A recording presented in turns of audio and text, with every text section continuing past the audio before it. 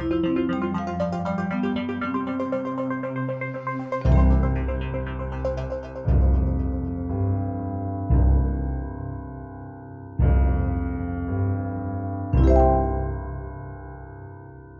good evening and welcome. I do hope the rest of our guests will join us because there were 300 people on the waiting list to be part of tonight. This is a very popular symposium. My name's Glenn Davis. It's a delight to welcome you here to the University of Melbourne, here to the wonderful Forum Theatre in this newly opened Arts West building. This is only a month old, this building. It's a wonderful addition to the campus. And we gather tonight, of course, to hear an exciting symposium on the future of the object, a symposium which forms part of the Cultural Collisions program devised and curated for the university by the one and only Sir Jonathan Mills. Cultural Collisions is a unique program. It's running across the campus during October, and it's our contribution to the 2016 Melbourne Festival. And I hope that you have a chance to look at the broader program because there's an awful lot on, some fabulous events, as only Jonathan can imagine them. The symposium that we're all part of opening tonight is a centrepiece of Cultural Collisions. It's particularly timely in the era of digitisation about the interaction with the material object, important subject matter for the humanities for all of us today. And this is a great space in which to be thinking about the digitisation of the object. This whole building is constructed around providing galleries, providing opportunities for students to interact, having object-based learning, making the object a core part of the curriculum and as accessible as possible. And I want to acknowledge Professor Mark Considine, the Dean of the Faculty of Arts, who led the design of this building, and he's sitting next to Joe Laguris, the Faculty Executive Director, who worked closely with Mark to make this extraordinary place possible. It's a building designed around learning, designed to exhibit learning, a big prize to whoever chose the wallpaper. It really is fantastic. So this is the space for an ideal theme, the future of the object. And given the intertextuality of the question, naturally it's a collaboration that got us here between the Faculty of Arts, the Faculty of Victorian College of the Arts and the Melbourne Conservatorium of Music and the Melbourne School of Design, all wrapped up here. And together it brings together a range of scholars, and I'll be remiss if I only name some, but I'd like to mention our international visitors who've travelled great distance to be here, Helen Tatterday, Malcolm Gillies, and it's wonderful to see Malcolm back in Australia. Welcome, Malcolm. He's taken on a small assignment at the ANU, but I know he'll do it really well. Jonathan Mills from the UK, Susan Rowley, or Sue Rowley, Jordan Wilson, and Dave Shep from Canada, and Alicia Teo from Singapore, who's back having left us only a month or so ago. So welcome here. I'd also like to acknowledge our partnership with the National Heritage Board of Singapore and highlight that this symposium has been developed in collaboration with the Cultural Academy Singapore's Digital Media in Cultural Spaces conference, which happens in December in the National Museum of Singapore. I'd like to acknowledge our symposium sponsors, Australia's Academic and Research Network, ARNET, who are sponsoring tonight's event. So welcome to a range of colleagues from ARNET, but in particular may I welcome the Chief Executive of ARNET and my compatriot in a bad education, Chris Hancock, who will speak shortly. Chris and I went to school together by coincidence.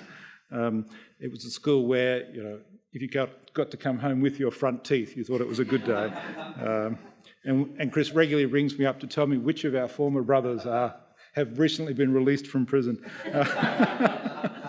I'd like to acknowledge as well the Cultural Collision sponsors, Andrew Sisson, who I think I just saw walk in, Norman and Meryl Wadetsky, Lovell Chen Architects and Heritage Consultants. I'd like to acknowledge Kerry Gardner, who I'm sure I just saw. There she is, wonderful, and the Australian Institute of Art History. And I'd like to suggest we begin this symposium in the most appropriate way, as we do with this institution, acknowledging the traditional custodians of the land we meet on, the Wurundjeri people of the Kulin Nations. So it's my great honour to call on Wurundjeri Elder, Dr. Diane Kerr, who's with us tonight to deliver a welcome to country. Auntie Diane Kerr, welcome.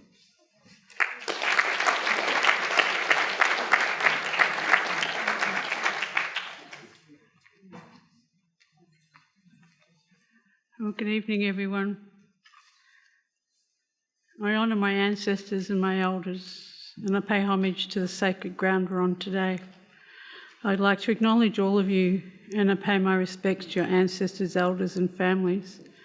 I'd like to acknowledge the people that have come from overseas, over the waters, so Wominjeka, welcome.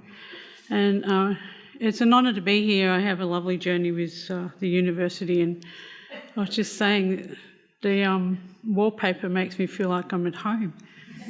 It's really nice. It's just so homely, and I can remember things like this in my home as I was growing up.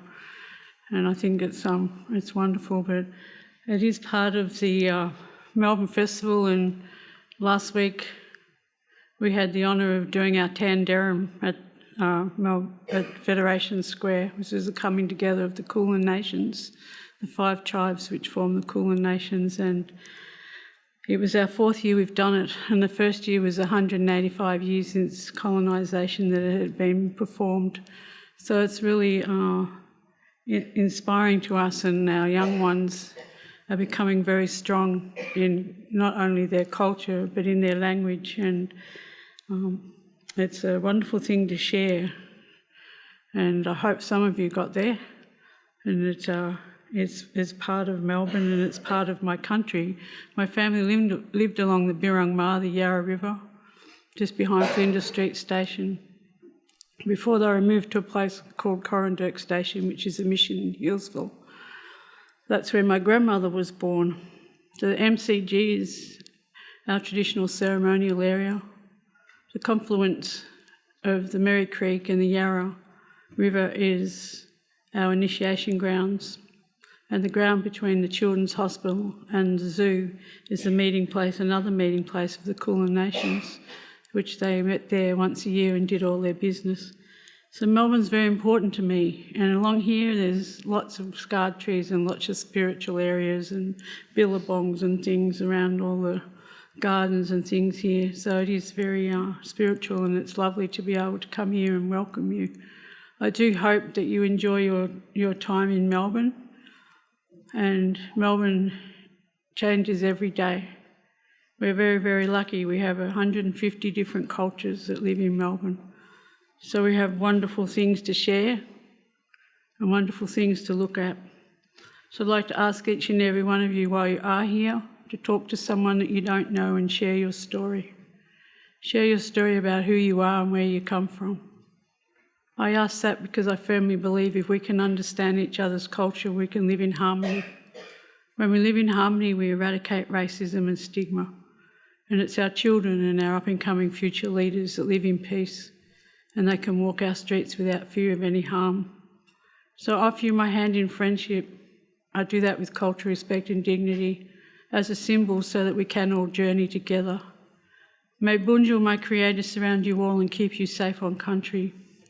On behalf of my elders, I say Wominjeka, Wurundjeri Balak Yimangundi Big, which means welcome to the home of Wurundjeri country. I wish to welcome you from the tops of the trees to the roots in the ground. So when we look after each other and we look after country, country truly looks after us. Nun Godjan, thank you.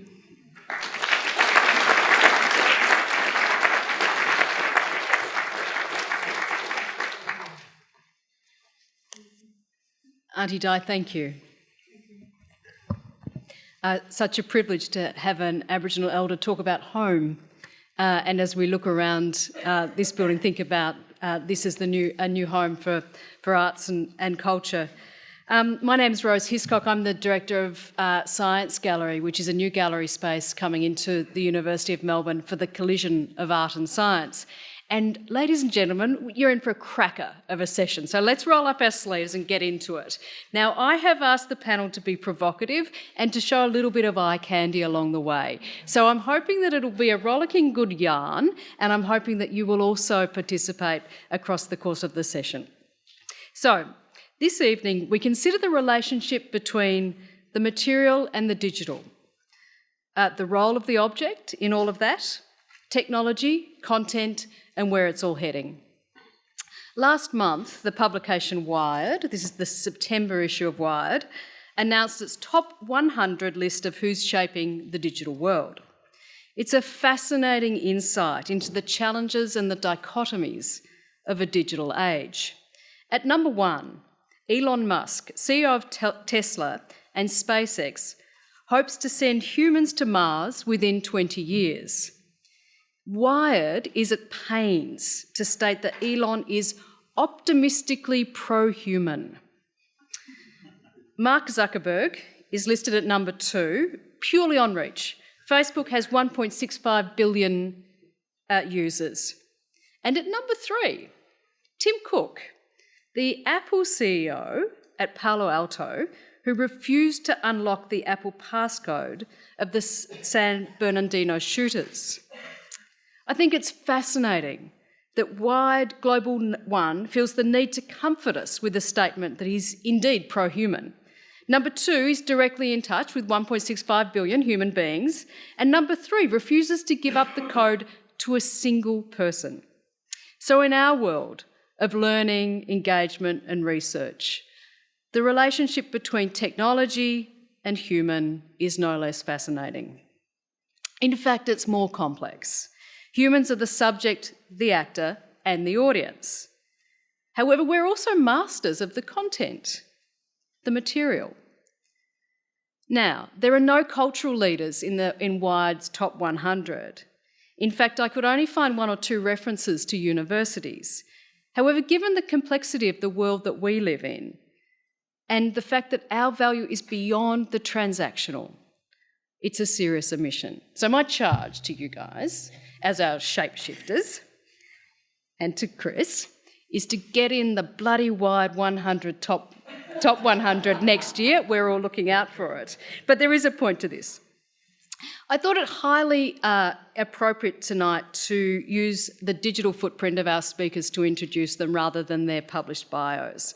So Professor Sarah Kenderdine, Deputy Director of the National Institute for Experimental Arts, Googles as a pioneer in digital heritage and big data visualisation.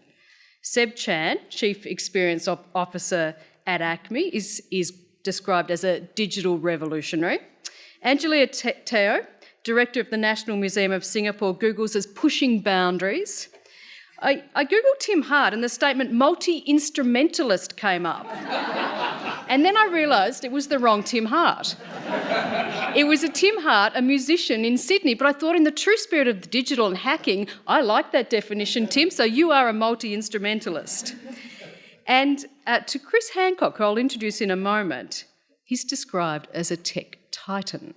So, ladies and gentlemen, a pioneer, a revolutionary, a boundary pusher, a multi-instrumentalist and a titan for you today. So to kick off proceedings and to introduce our first speaker, let me welcome in a moment Chris Hancock to the stage. It's always difficult having a Hiscock and a Rose Hiscock introduce a Hancock. It can go horribly wrong, but I'll stick to the script. Chris Hancock is in fact a titan. He is the CEO of ARNet and our partner in crime for this symposium, working across many sectors, including universities and the GLAM sector, the gallery, library and museum sector. ARNet is a digital enabler. In the words of Whitney Houston, the late great, the wind beneath our wings.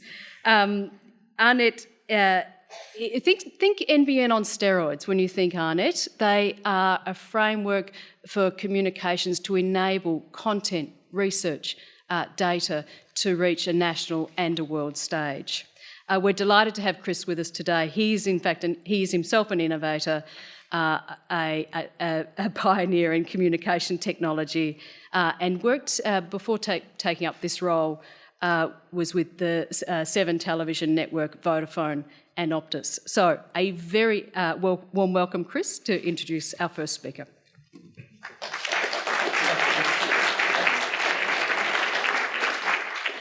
Thank you, Rose. You've set me up badly. I've got 4 of my staff here tonight, and they are now immediately Instagramming and telling the rest of the company, you wouldn't believe what they call Chris Hancock tonight.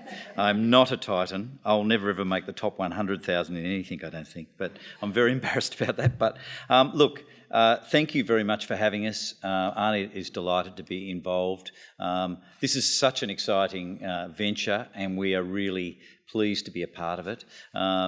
despite the school stories. If Glyn Davis dines out one more time on one of our school stories, I tell you what, someone keep a record, because he gets a laugh every time. It's just one-way traffic for him.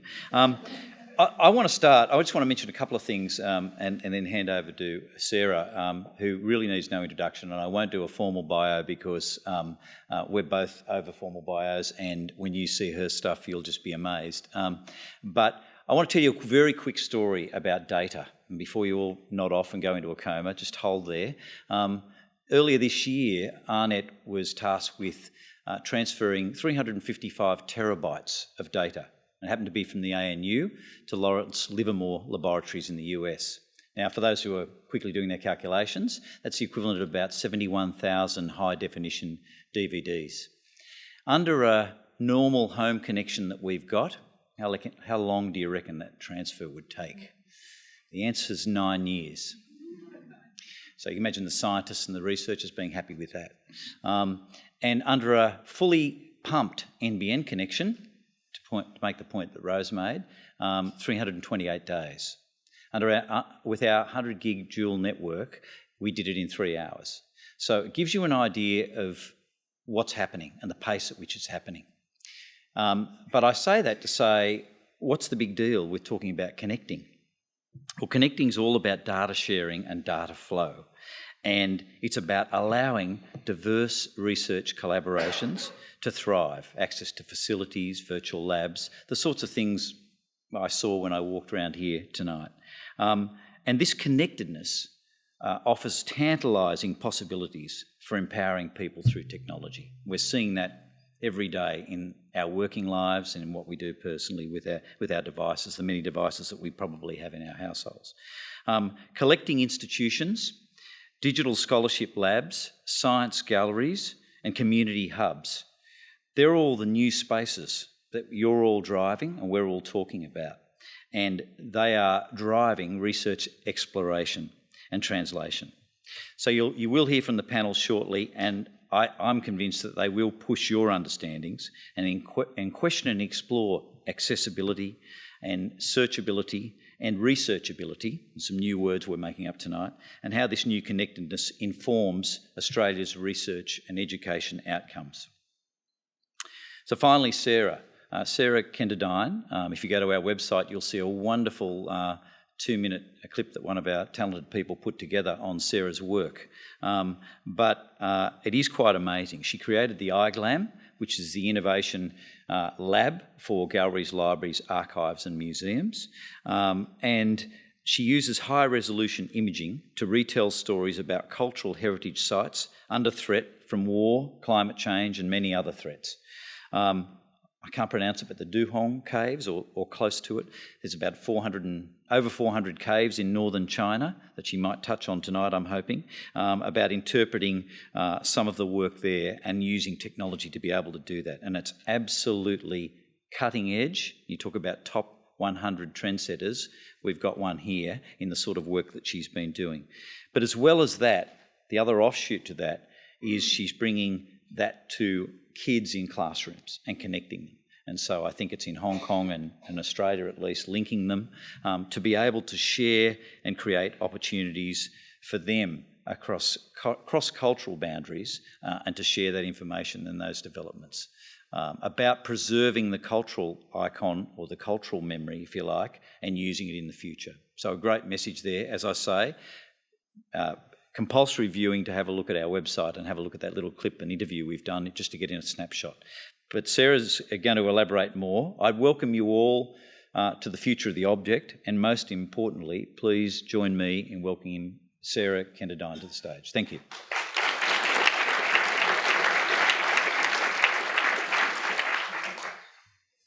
Thank you very much, Chris, for the warm welcome, and welcome to my panellists here. Ladies and gentlemen. Can we have the lights down? Thanks. Okay. So the theme of tonight was new materialities, and that's the topic on which I will introduce my overall body of work.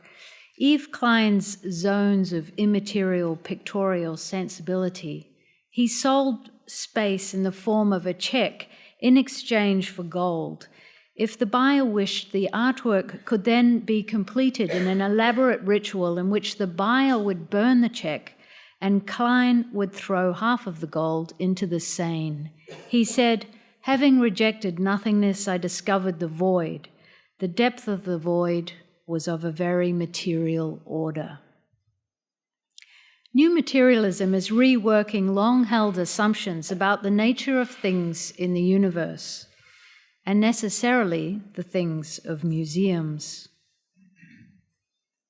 The so-called material turn has in part been provoked by a frustration with the emphasis on texts and discursive constructions of culture, coupled with the primacy of the subject, both of which fail and diminish the formative power of material environments.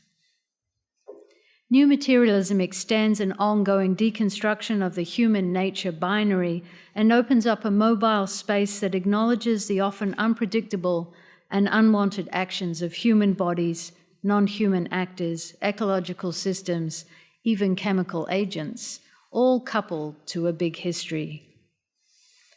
The post-human entanglement is well illustrated by recent advances in biotech engineering and computer science that transforms digital data into synthetic DNA that can in turn be retrieved to reconstruct the original.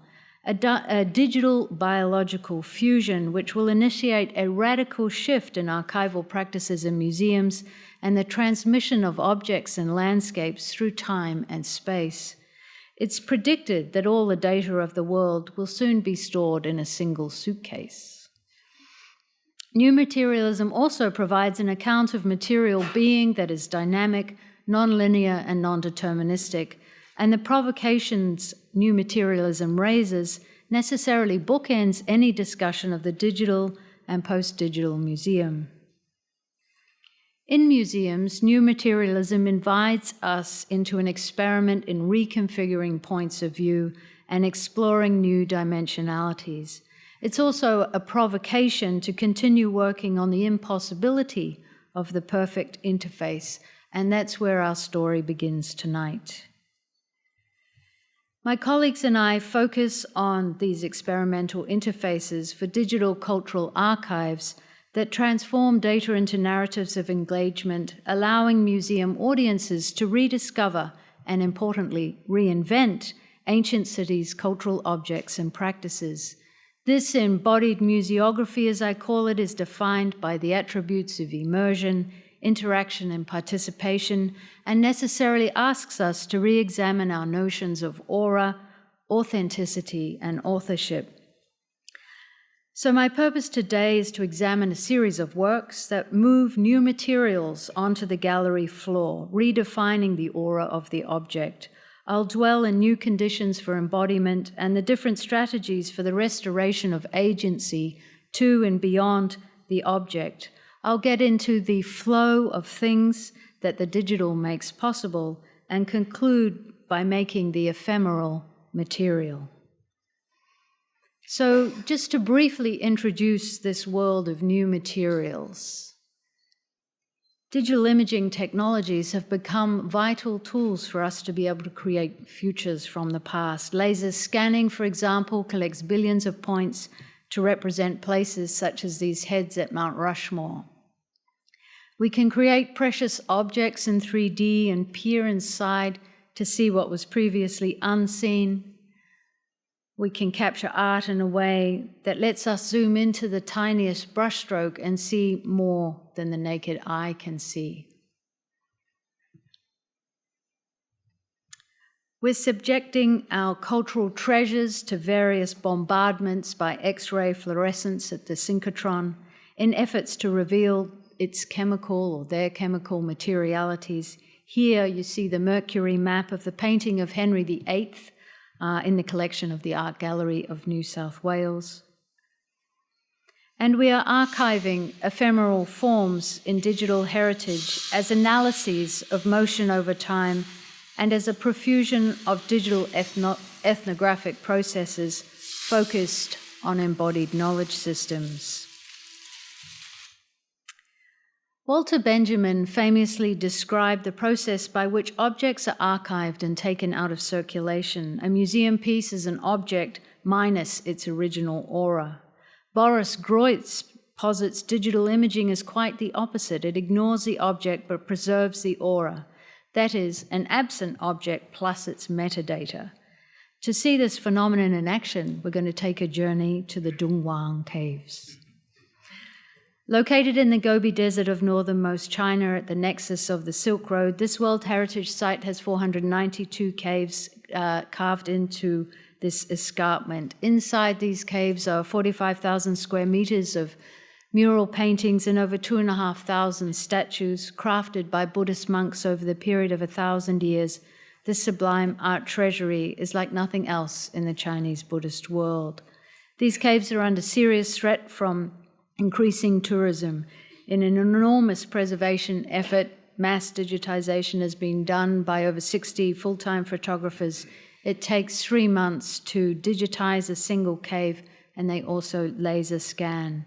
We took the laser scan from cave 220 and combined it with its photographic textures to create Pure Land inside the Magao Grottos at Dongguan. It's staged in a 360-degree interactive environment. It's 10 meters across and 4.5 meters high, and it allows about 30 people a one-to-one scale of experience of being inside the caves.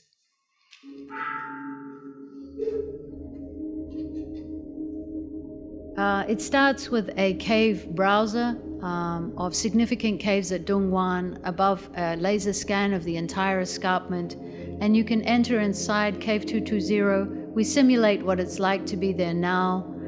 If you visit Dongguan, you're with 60 other people and a few LED torches flashing around in the dark. A digital cave can be fully lit and navigated. We created a magnifying glass so that you could examine the murals in great detail. We're looking at the Sutra of the Medicine Buddhas on the north wall of the cave. Using the pigment studies at Dongguan, all sections of the murals were recolored to what is considered to be as close to true color of what the original paintings would have been. Many of the elements in the painting were also modeled or animated. There are 32 musicians in this particular mural, and all their instruments were modeled in 3D. There are over 4,000 instruments at Dongguan.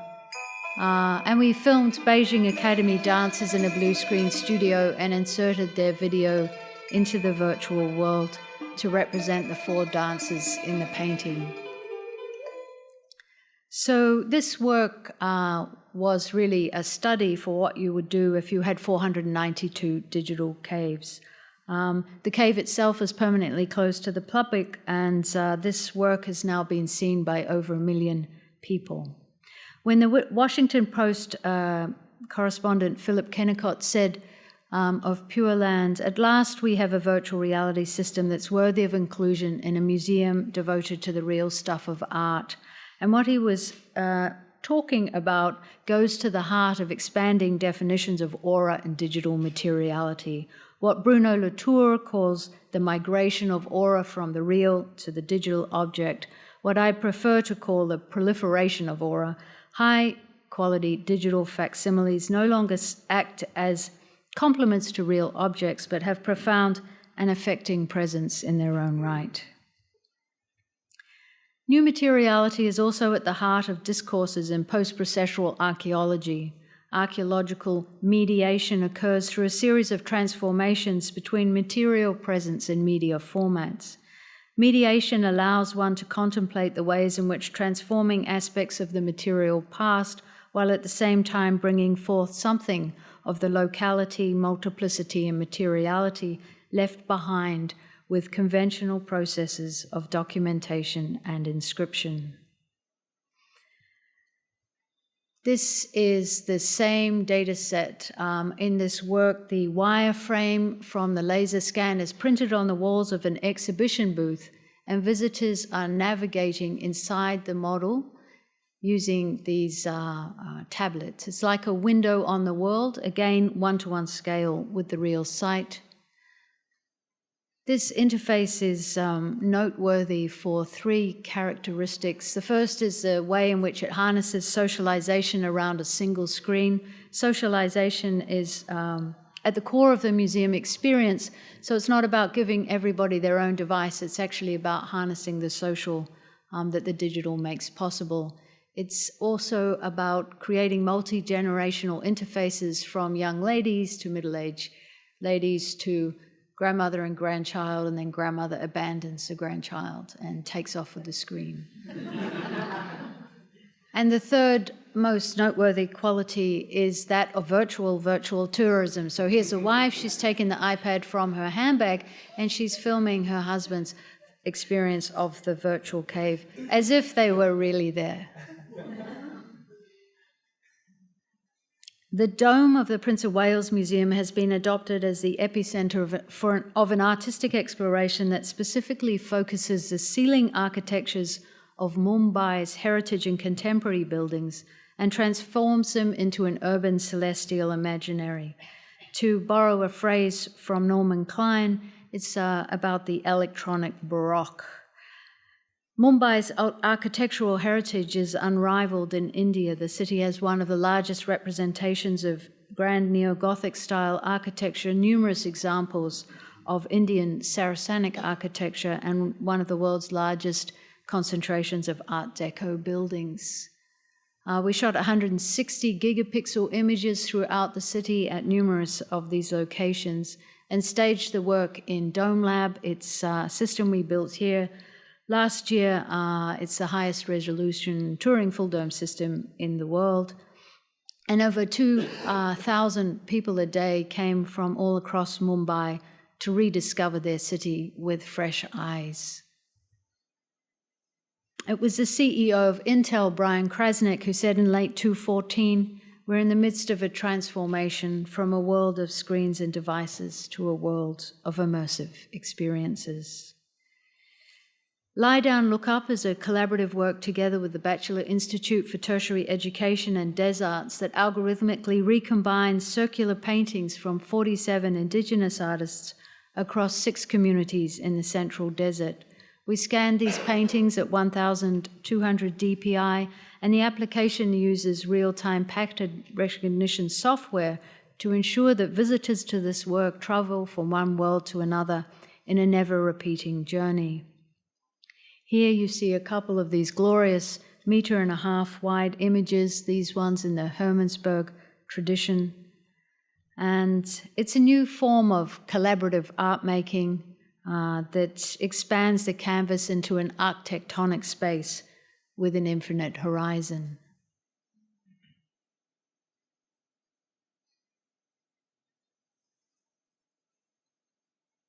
Pause.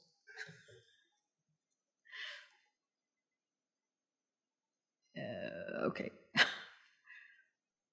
you go.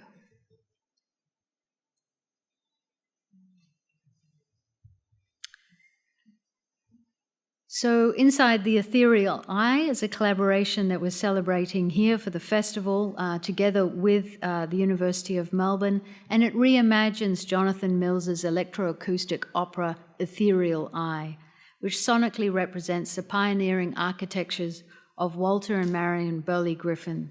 Inside the Ethereal Eye celebrates the architecture of the griffins, the processes of creation, and using extensive motion capture sequences of 2 eminent dancers inside the domes of Newman College and Capitol Theatre, icons of Melbourne's heritage. And we invite you all to see this. It's in the lobby of this building, in the dome.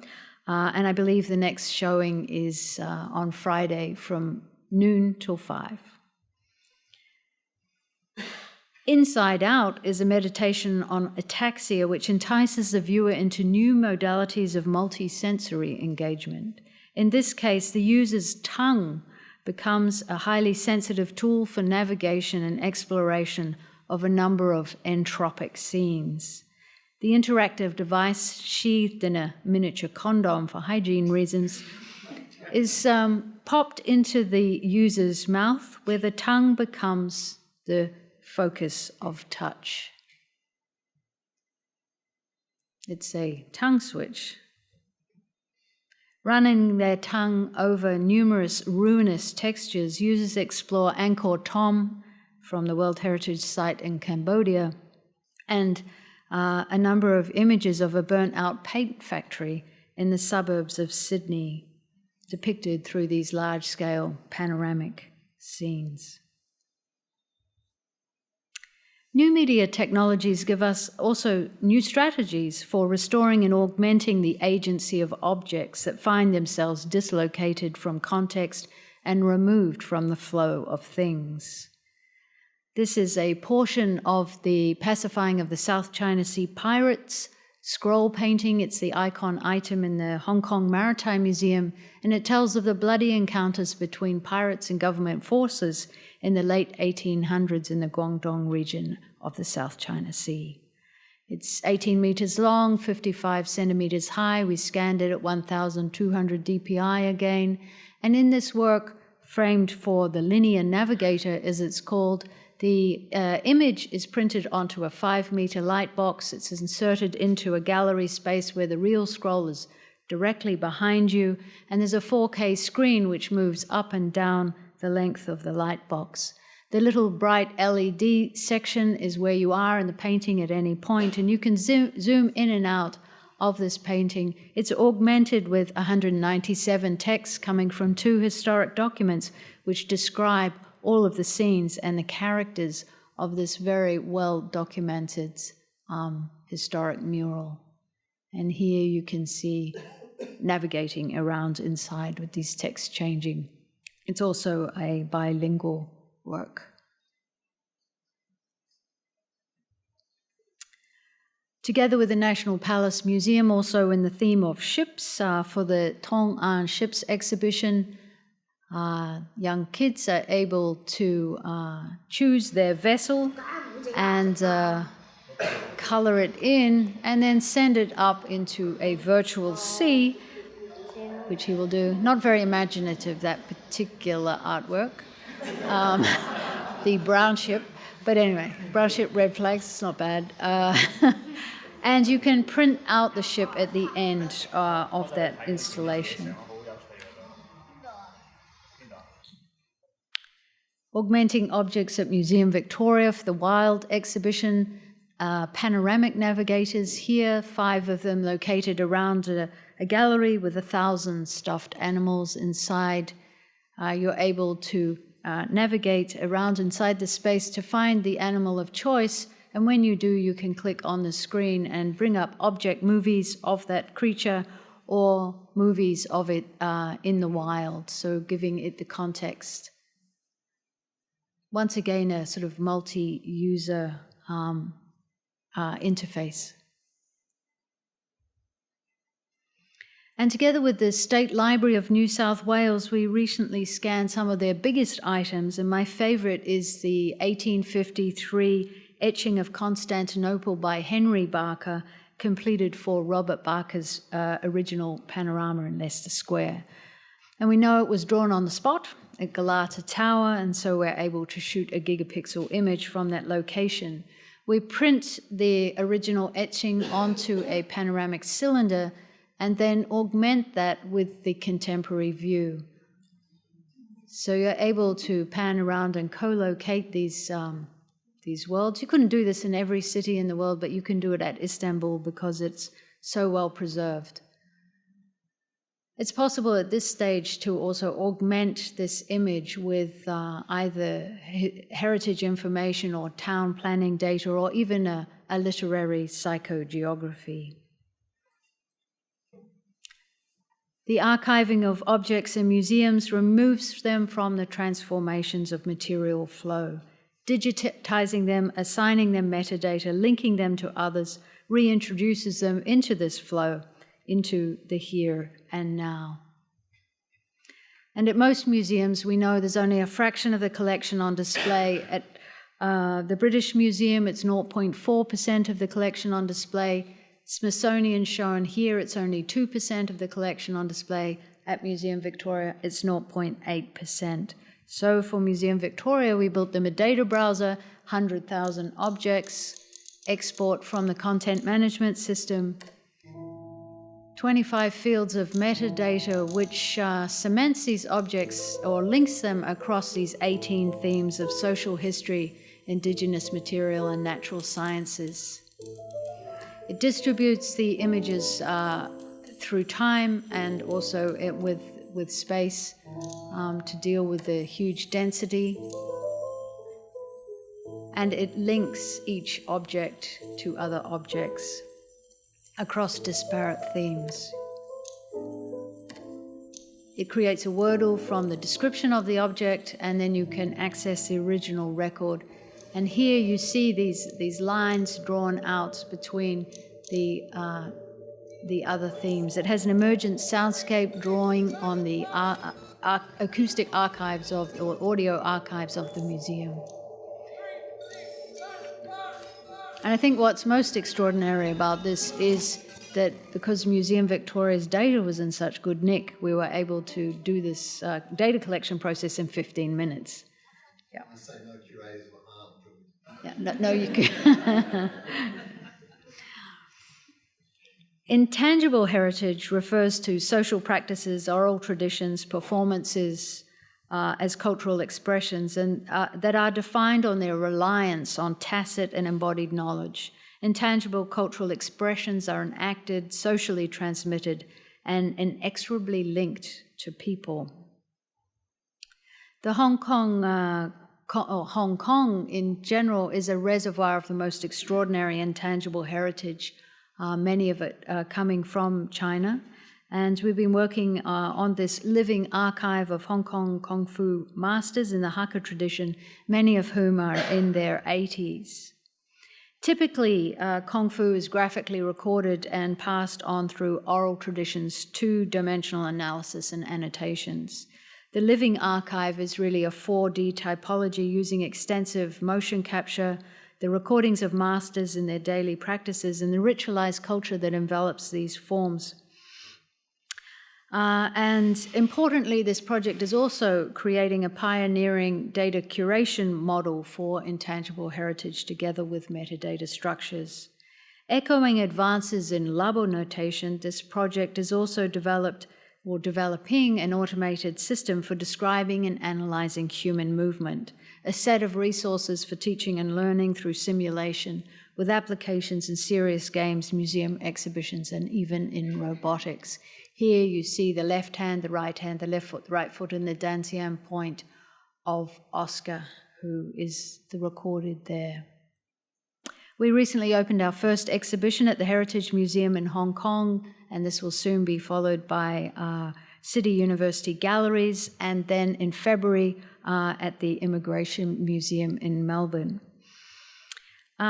We're just going to show you a small portion of this exhibition. So part of it is staged in Reactor, rear projected stereo. You walk around the outside and you're looking in. It's a system originally developed at Museum Victoria, a 3D display system. Here you see it. And we have annotated in a whole series of ways these particular motion capture sequences, and they can be triggered at any point. So these are the various options. They're really dealing with the energetics and procedural modeling and annotation of the Kung Fu capture.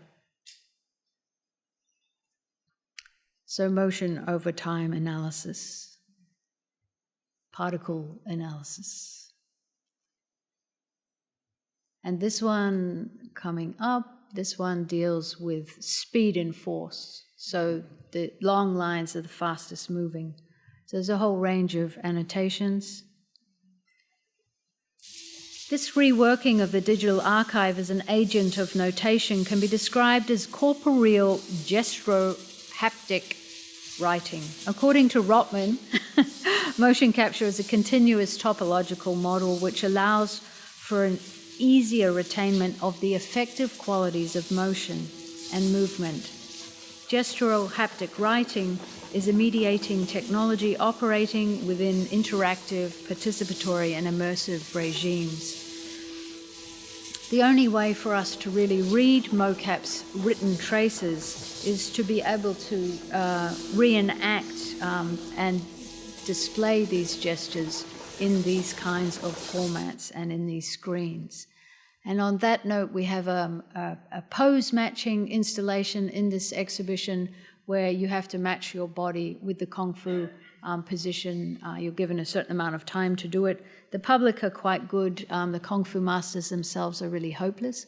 And I think it's to do with a sense of embodied knowledge and the representation. It's a really interesting point. But anyway.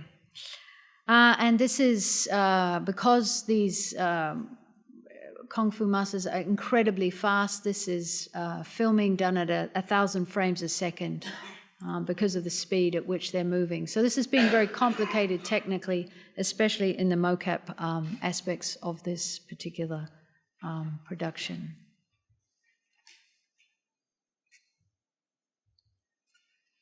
The remaking of the Confucian Rites is a collaborative project with City University, Tsinghua University, and the Moon Chu Foundation, and it engages extensive research to recreate specific rituals which haven't been performed for hundreds of years. Confucian Li is a concept that covers the realms of aesthetics, ethics, and ideology, and it's also a technique of the body, a skill which is learnt and inscribed.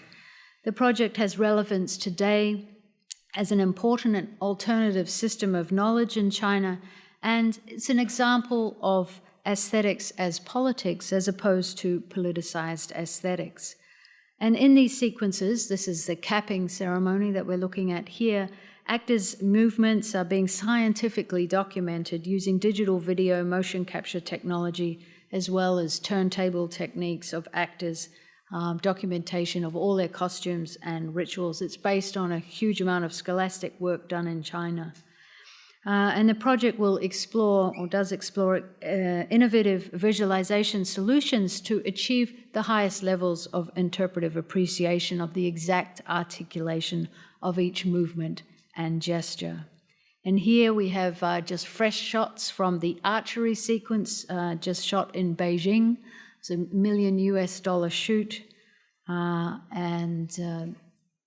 Yes, the archery. All shot in a sort of pseudo-massive green screen environment so that the actors can in fact be removed from the backdrop and modeled ritual temples and things can be added at a later date.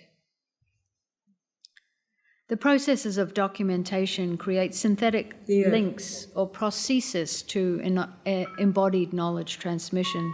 Through its interface, a space has been created in which the digital can help to sustain intangible heritage in spite of the theoretical difficulties we encounter associated with the documentation of the ephemeral, the codification of the tacit, and the mediatization of the body.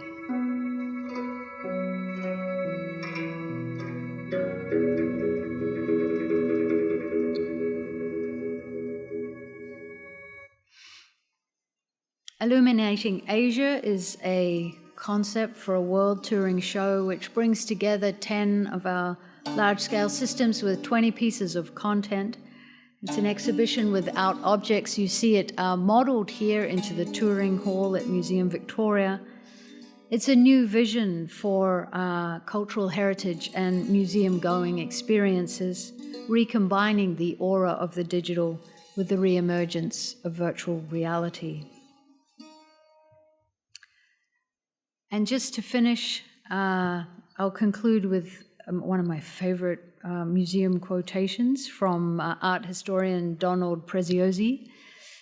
It expresses for me the abundance inherent in new materiality in museums. The museum is a theatre of anamorphic and autoscopic dramaturgy, a place in which it's not so easy to tell which is the spider and which the web, which the machinery and which the operator. It is a place at the center of our world, our modernity, in the image of which those worlds continue to proliferate.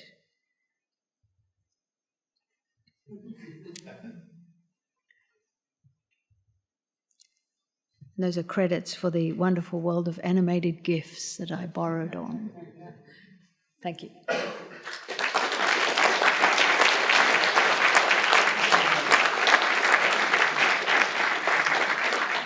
Thank you, Sarah. That was indeed a romp through many of your projects, as well as the magnificence of the digital world as it relates to engagement. So what I'm going to do now is just ask each of the panel, one after another, to give us a perspective on the subject, and then we'll move into a panel discussion and take some questions from you. So we'll do. I won't jump up between you. So we'll start with Seb and move this one. So Seb Chan to start.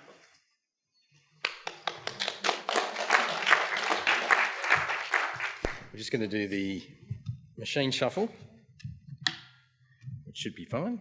There we go. Just do this. All right.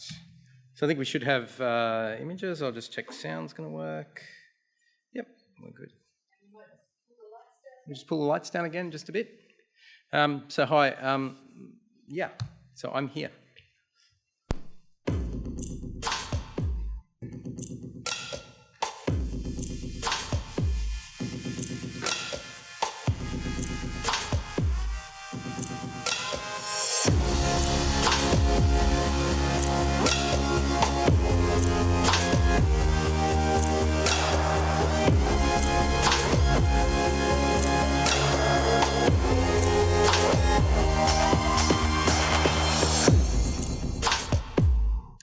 So it's kind of funny working at the National Museum of TV, video games, film and digital culture, when really, you know, this museum that I'm at really is best experienced on your couch.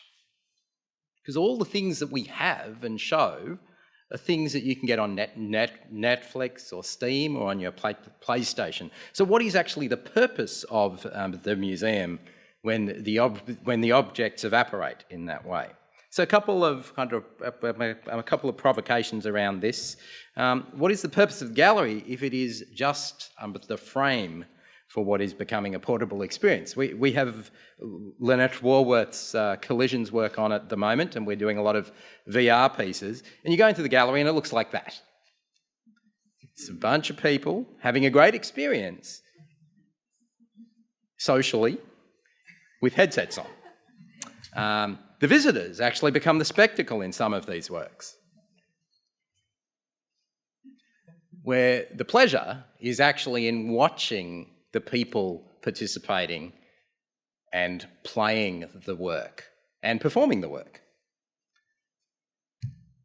In other museums, do the things we collect now become solely in kind of the service of storytelling and narrative? So the Museum of Broken, the Museum of Broken kind of relationships began in Zagreb. It's in LA now too, and there are things like this: a pin with a story, or a piece of belly button lint with a story. And as my friend and former director of digital at MoMA said when she was working at the Science Museum in the UK, no one goes to a kind of museum to read a 40,000 word book while standing up. If you count all the labels, the interpretive text in a traditional 1,000 square metre exhibit, you have about 40,000 words of reading. And museum workers know that no one actually reads them all. And why would you? What happens also when the things we collect get repurposed purely as visual spectacle? This is a fabulous museum in Paris. It is incredible, but it is purely visual spectacle. And as Sarah was talking about too, the DNA sequencing and other things really renders these physical pieces obsolete.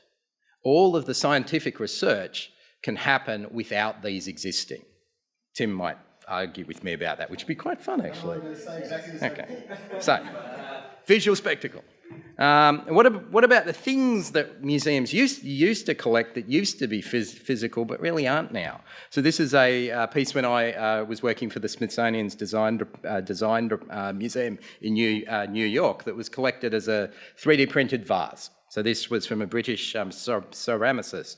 So I spoke to the ceramicist after this had been acquired and acquired another piece from this ceramicist, which was the source code for that vase. Because in fact, the actual vase is the source code. But we don't have good ways to exhibit that. So we still exhibit the 3D printed vase when actually the real thing is in fact the source code for it. So what about the things that actually have stories and actually the thing doesn't matter at all? So this is another phone from the Smithsonian, an important phone. But the deed of gift doesn't really allow the Smithsonian to do forensics on that phone. The GPS logs, the SMS logs, the things the NSA knows about this phone, for example. The Smithsonian also collects the president's phones. Should it also collect all the things that have been through the president's phone or still recorded on the president's phone? Even though they might have been, what was the word that Trump used? Bleached, I think? Data bleached or something? Anyway, whatever. And museums and libraries are collecting drives. This is one I just found in the catalogue of Irving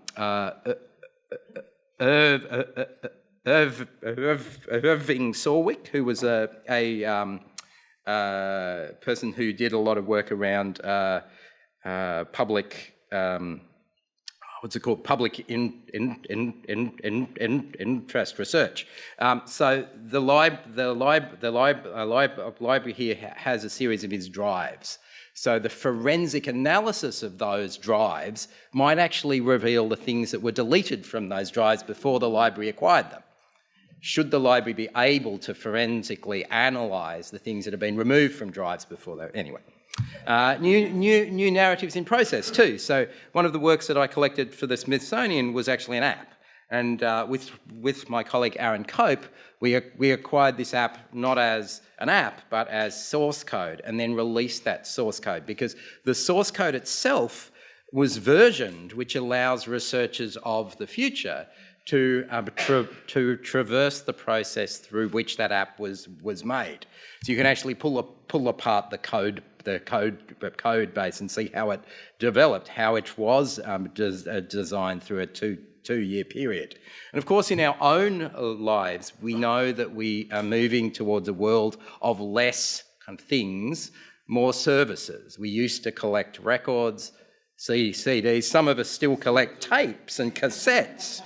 However, most of us use Spotify or other services. And others have begun to collect those because museums have not really figured out the way to do it. So the archive is collecting video games and making all those video games playable not only when you download them, but in your browser. They're also collecting viruses. So this is using the emulation tools of JSMS to allow you to have the experience of viruses from the 1990s on your computers. But what is the purpose of museums collecting this stuff other than making it available through the broadest and most kind of liberal means? Because that's really the purpose for museums to collect stuff, right? So, of course, this was best articulated at the V&A when they commissioned Neon Circus to make this fabulous neon kind of sign. It was really saying all of the things in the V&A belong to you as the public. And that brings us to the pirate kind of libraries. So you probably in a university know about Sci-Hub if you're looking for a kind of research paper that has been paywalled and your kind of university library doesn't have a subscription to that particular paywalled journal. Sci-Hub may have it, and this is a way of community collecting and community acquiring. And there are also pirate museums too that are springing up around the world. In fact, the idea of the celestial jukebox that Spotify promises is perhaps best articulated on a pirate service called What kind of CD, run again by fans. What about the preservationists who are taking advantage of this to preserve the things museums and libraries will not preserve because they're too kind of slow to act?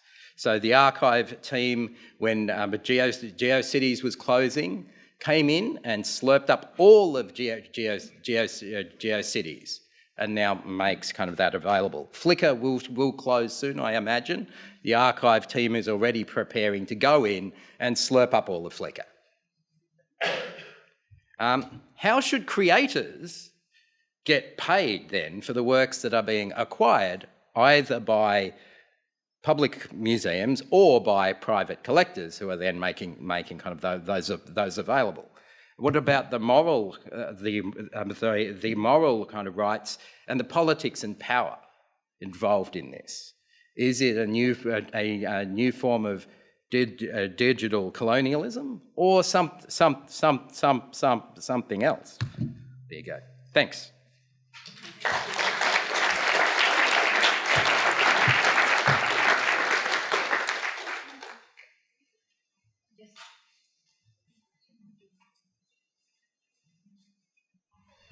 Hi, can you hear me? Okay.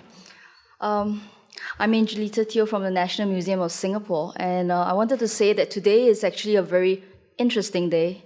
Actually, more than interesting, it's actually a very important day.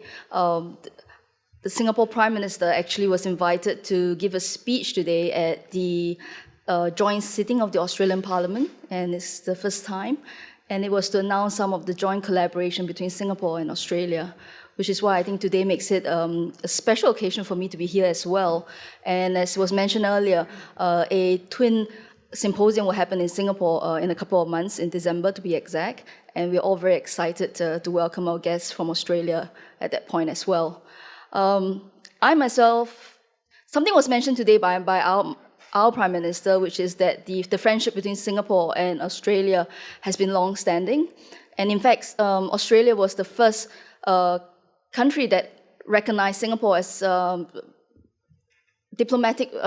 recognized Singapore diplomatically in 1965, and that was exactly 51 years ago. And so it is momentous that we have actually signed a MOU last year to continue some of this relationship for the next 5 to 10 years. So I just wanted to share that because I think it's really, really important, some of the things that we are doing on this occasion, as well as I hope for some of the more exciting collaboration that will happen after this as well. The next thing is 12th of October is another very important day, and it's actually the 120th, it's the birthday of the National Museum of Singapore, and we actually celebrate 129 today. So thank you. I wouldn't expect. Yeah, and as I just mentioned, Singapore is a very young nation. We just celebrated 51, but the museum is actually 129. So that says a lot, isn't it?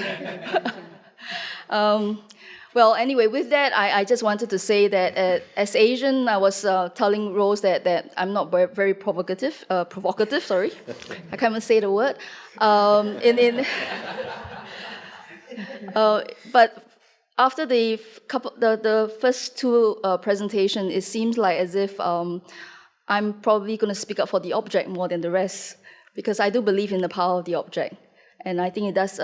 It's one of the reasons why museums exist till today as well. So let me start. I shouldn't take too long. I have only a couple of slides. Yes, like I mentioned, the museum is 129 this year. We are a relatively old museum, but we have a very small collection. We have about 157 objects in our collection. And some of the things that we think a lot about is really about the challenge of collecting in this current new world, so to say. A lot of things are in digital format, and even, for example, we have a very strong collection of photography, and the whole issue about collecting it as in its physical form, printed or in a digital form is something that we are still trying to think through properly and work through as well. That said, we are very. I have to admit that if you Googled me a little bit more, I've been actually accused of Disneyfying the museum. Because we do believe in finding the best way to present some of the things that we have in our collection as well. So, those are the two things that we think a lot about. And something else that Seth mentioned as well, because last year we had the opportunity to revamp most of our permanent galleries. And one of the questions I laid forth to the curators was, why should people get out of the comfort of their home, out of their couch to come to a museum?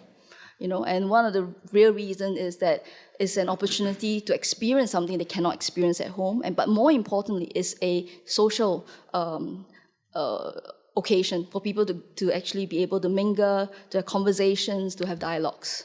So that's how we actually went through our revamp as well. So I kind of spoke about that. But anyway, so as I mentioned, we only have about 157,000, of which only about 1,500 pieces are on display, which is a small fraction. And so with the last revamp, we wanted to use technology to actually bring history alive for our audience. Firstly, I have to say that unlike Australia, Singapore audience are not that used to coming to museums. They feel that it's actually very stressful. They rather go to the mall on a weekend, because if they go to a museum with their families, if they can't answer a question, they might not feel very good about themselves. So that has been the challenge. The challenge is to tell people that coming to a museum should be a family affair. And we've been doing a lot of things to actually encourage that kind of, a better way of spending your weekend than running around a mall. But anyway, that said, so we tried to bring history alive for our audience in our last revamp. And I'm just going to show you two examples of something that we have done. And I'll finish off with something that is opening in December this year, which I'm very excited about. So this is a map. It's about this big. It's not too big. And it's actually in our gallery, because our gallery looks at Singapore history for the last 700 years.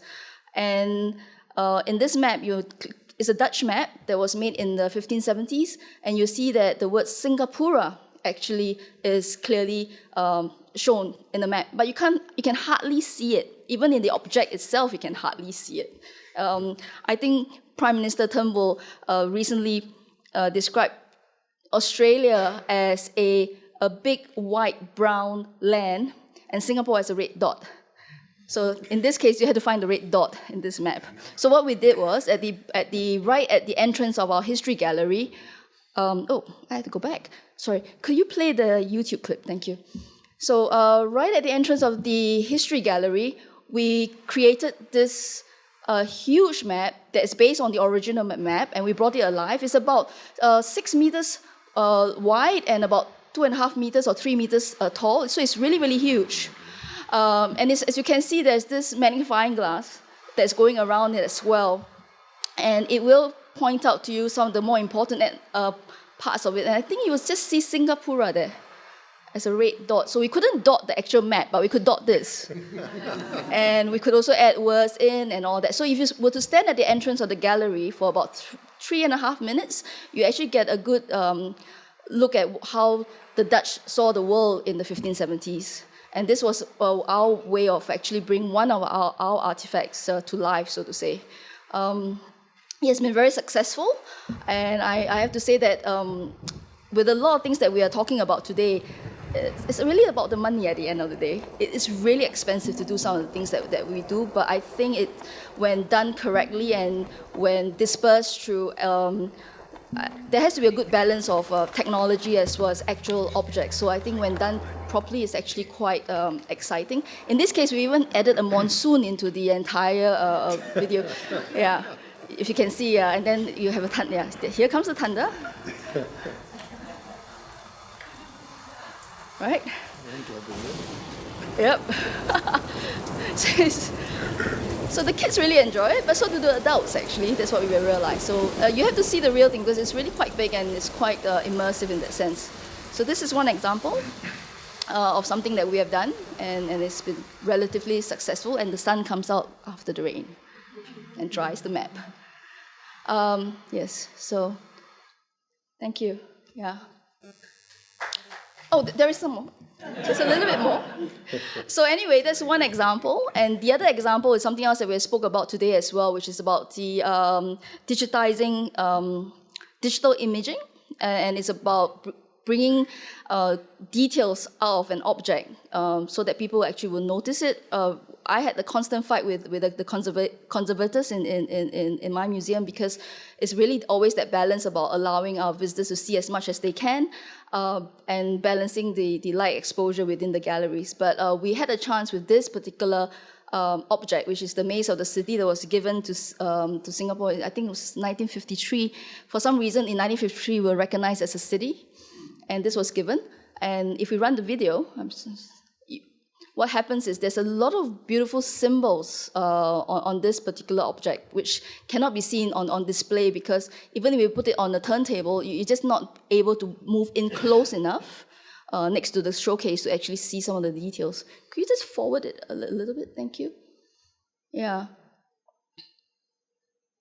Don't we all love technology? Yeah, there is. Okay. So it really shows you a close-up view of the actual object itself. Although I'm telling the curator, I'm not sure if anyone would actually stand in front of it for 5 minutes, actually. But this was an attempt at that stage to really bring out the beauty of this particular object that we have. So those are two examples of some of the technological influence on the presentation of our objects in our gallery. Yep, thank you. And next, I would like to talk about something that's going to be very exciting for us, and it's happening in December. It took us 2.5 years. It was meant to be ready late last year as part of the celebration for the 50th year, but it proved a little bit too complex. But I would like to give you a little bit of background. The William Farquhar collection of natural history drawings is one of our most treasured collections. It consists of 477 drawings of flora and fauna, of animals and birds and bees, all kinds of things you can imagine that was documented in the early 1800s when William Farquhar was the first resident in Singapore. And we believe it was done by a group of Chinese artists as well. All 477 was only exhibited once together, and that was back in 2008, I believe. And ever since then, we have a gallery that's dedicated to it, and we only can show about 30 to 40 prints at one time. And with our calculation, we will be able to show the full collection again in probably in 6-7 years, but the problem is we'll never be able to show the collection together again, simply because of conservation reasons. So for every year, 9 months to a year, the work is on display. We have to put it back into storage for 4 years. So that's how difficult it is. So it's always a negotiation with the conservators as well. So what we have done is we commissioned a collective, and their name, and it's a Japanese group of artists called Team Lab. And what we have asked them to do is to bring alive this whole world of William Farquhar, as we call it. And what we have done was we have this space in the museum that looks like a huge snow globe. It's about 4-story high, and there's an inner space and an outer space. And in the inner space, when you first enter it, you will get a glimpse of this flora universe where the flowers and plants from the William Farquhar collection is brought alive, is animated. So you're almost walking into a snow globe. When you walk out of this experience, you're actually spiraling down 4 stories, and you'll see the animals coming alive, and we'll actually walk down with you through this forest as well. And right at the bottom, you are actually you're back in the forest, and you'll be able to touch on the wall, and you'll get information about a particular animal, a particular plant, and so on.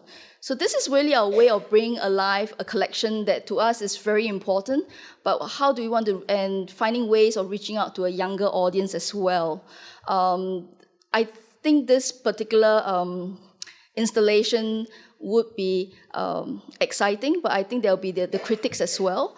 But one thing we know at the National Museum is we are trying very hard to create experiences for people, to inspire curiosity and to get them excited about a particular subject matter.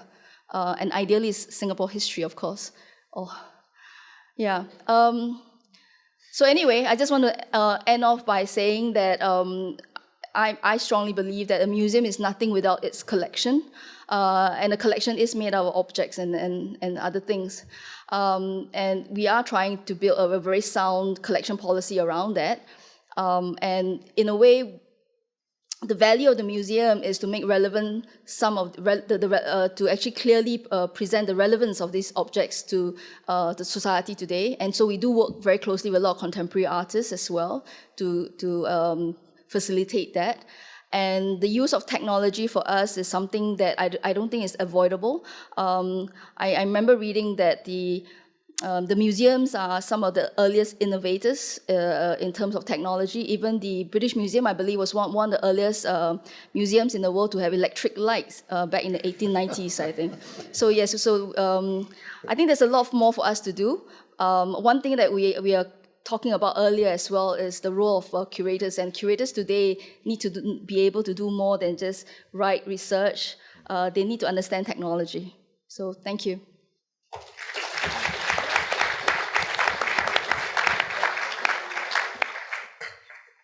So I might take Angelita's lead and stay down here, I think.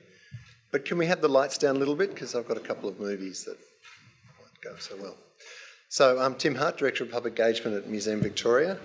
I'm going to do a fairly eclectic sort of quick survey across a range of things that we encounter in museums. So Museum Victoria, as you know, has 3 museums: Natural History Museum, Social History, Immigration Museum, had Meanies up there, and a Science Museum. So we have a very broad collection. I have a very broad range of responsibilities. So Museum Victoria is an old museum as well. 1854 it was established, and we have more than 17 million objects in our collection, which brings with it many challenges but also incredible opportunities. And we've currently got 1.1, nearly 1.2 million online. And we've recently, so they're the sort of collecting areas. And we've recently revamped our collections online to present those 1.2 million things. And we've taken some pretty radical approaches really by bringing the world back together on our collections online. So museums, as you know, are very discipline-based, but the public is not. They have no conception of that. So we've tried to bring it all back together. So if you do a search, it's going to pull things from all of our collecting areas in your result set. We've also broken the collection up by museum, what's on display. I mean, these sound like simple things, but they're actually quite difficult to achieve, and it took a number of years, and this is probably the 3rd iteration of the collection website in the last probably 12 years. And it's great. If you haven't had a play with it, it's much easier and more rewarding to use than it used to be. Enough about that. So this is the museum in Russell Street in 1873. And this is the Wild exhibition which Sarah showed. And many of the objects are in fact the same objects that were on display. So that was a fun project for us doing Wild. Unfortunately, it's got to come off display in about 18 months' time, so not quite sure what the future holds for that space. So I've had the sort of interesting position to be someone very involved in digital for most of my career. But when I started at the Powerhouse Museum in 1986, we still catalogued with these cards and had files for every object that traced its full history. And many museums still do this. Obviously, a lot more of it is digital now than it used to be. But I would wager that most curators in this audience still have a lot of files on their desk, which is a problem for us because we want everything in here. And we want to be able to share it and collaborate with it and let people like Seb and Sarah play with the raw material that is our collections. So technology has a very broad implication. Social media, fantastic for museums. We can actually reach our niche audiences in a way that we never could. And that has opened up enormous doors for us, if you like, because we can have a really one-to-one conversation with all the trained spotters and the ceramicists and the people that are very difficult to reach en masse. Just a couple of things I've seen. I've just come back from a great trip in China and Japan, but I saw this in Sydney on the way back. Out of Hand, a fantastic exhibition at the Powerhouse. And just to follow up on, I think, something Seb showed, on the top of that pile of paper is a little cup, which is a 3D printed cup, and all of that paper underneath is the code to print that cup out. So all of the zeros and ones have been printed out on paper to show what's required to actually make that cup. So that's a lovely example, I think, of where we are now. It's fantastic. Basking shark, accidentally caught last year off the coast. We sawed the head off with the chainsaw, but it's being laser scanned there. And we now have a wonderful 3D model of that shark that we'd never had before in detail, that we've never been able to achieve before. And it really is how we're collecting now. And all of the sort of animals that we collect are all scanned now and we get them. So this is a typical bird specimen of which we would have hundreds of thousands, tens of thousands. They now end up in here in the biobank. So tissue samples are taken now. So all we really need now are the type specimens, all the other multiple. So if we have, say, 20,000 mosquitoes in our collection, we can take tissue samples now and put them in the biobank, and we don't need to keep 20,000, 200,000 mosquitoes. Yeah, we don't need to do that. So this is a wonderful revolution for us. And we launched this maybe a month ago, and the space we've developed is big enough for 3 of these tanks. And I'm going to get the numbers wrong, but there are hundreds of thousands of specimens in each one, and it's going to revolutionise the way we do it. And we also gene sequence now, so we're actually storing data like Chris described at I think it's about 40 terabytes for a full sequence. So that is a huge issue for us. What we're going to do with those terabytes is an issue. So we'll be talking to Hilary about that. Yeah, synthetic DNA, not yet. Yeah, so that's great. That's the switch you press if the nitrogen has displaced all the oxygen in the room and you find you can't breathe. I just thought that was worth putting in. We've just done a program a little bit like Acme has where we created a Devonian seascape. 01, who's a fantastic animation house and computer game company in Melbourne, who've worked with us for a number of years now. I said to Brad about a year ago, it'd be great if you did something like a Devonian Sea, and they beavered away on that for about a year. Then we got involved, sent the scientists down, and they created an amazing environment. I don't know whether anyone saw it during the school holidays. We just had it on for 2 weeks. This is just a very early version of the experience. And how many people have used an Oculus Rift or a Vive? So not all that many. So what you see there looks nothing like what you see when you've got the headset on. It's extraordinary how difficult it is to show the experience you actually have in that virtual environment. But it's an interesting, all these environments are created from real objects. But this technology allows us, with our visitors, it's a bit like a time machine, and we can go to a place that none of us are ever going to see and do our best guess. It's like Jurassic Park, Jurassic World, but it can be very scientifically based for us now and is sort of at a price point we can afford. So it's exciting. And it's an incredible time for us to be working in this field because we've got amazing opportunities. I don't know how many people saw the Mesopotamia exhibition. This is a, 5,000-year-old probably, tablet from Mesopotamia. And we just did a little bit of play by doing animation on what for them was in fact a storyboard, if you like. And this is just a really nice technique, really simple, inexpensive. So in the gallery we had the real tablet, which was about probably 1.5 meters square, and then next to it was a screen the same size exactly, showing this animation. And it was terrific. We didn't try too hard with the animation because it's slightly jarring. But all the animations end with the actual final sequence that's carved. Quite effective. Okay, so we're in the story, narrative business. This is in that same exhibition at Powerhouse, so that's the model that Utzon did to cut the sails out for the Sydney Opera House, a really important object. And I'm a little bit with Angelita because I think the power of the object is really important. This is in Kyoto. It's the Traditional Trades Museum, which is unremarkable as a museum, but is remarkable because the craftspeople actually work in the museum every day. And you can talk to them, you can watch them making these lacquer things or printing, or all the crafts are there. The sword maker was there when I was there. So I got to buy a knife from the sword maker, and I bought some lacquer for my wife from the person doing the lacquer.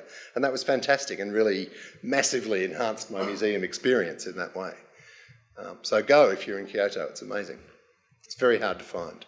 Also at the Powerhouse, I was incredibly inspired. Rose probably did this. This space in the sort of lower level gallery is sort of a display storage area now. And I think it's had its sort of first changeover, and it's now the medical collection.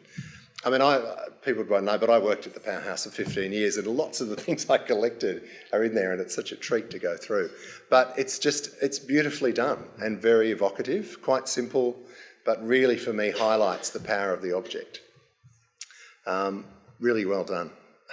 Old Faithful there is the bone grinding machine from the crematorium. You know, these are objects with real stories to tell. Yeah. And the plastic woman was a very iconic object. And you can see which bits people were interested in because the buttons are worn out. I had a lovely visit at Mariah Khan, and they have, it's a robot heaven museum, actually. And this one just really caught my eye. It's using the same technology that a self-driving car has. So it's building a map of the world. The two guys behind it are sort of the minders, so it doesn't run prams over. But it has a path that it wants to take. And on the back is the display of what it's seeing and how it's making decisions of what it's doing. And I'll just quickly show a little video I took of that. So the green line is where it wants to go, and all that data set behind it is the world that it's constructed as it moves through it. Really simple but very powerful way of conveying the message, and you can see how it works. It's really good example. I kept encountering this in Japan. This is called K2. It was the original neutrino detector. So it's in the base of a mountain in Japan, and that's a pool of water there, and that guy's in a little boat on there. And it's in every science museum I went to in Japan. They're very, very proud of it. But it's really interesting how difficult that story is to tell, because it's very complex physics going on. That's a model of it inside the mountain. But at Mariah Khan, they've got a big section of the actual thing, and that guy worked on the project and was fluent in English and Japanese. And I spent probably 15 minutes talking to him about the project, about how it had happened. And that absolutely activated that for me. And I know a lot about it now that I would never have got from the very bad English translation label. So it's a nice reminder of contact with the expert, I think. And a wonderful, if you like trains, the new National Railway Museum in Kyoto is a treat. That's the old station there. But again, it was extraordinary. I mean, Japanese trains are extraordinary, we all know that. But it was really interesting, the incredible number of people who were there and how they were that's the first Shinkansen. You can just see all the people around the gallery there. I waited for an hour in the rain to get in. But amazing new museum.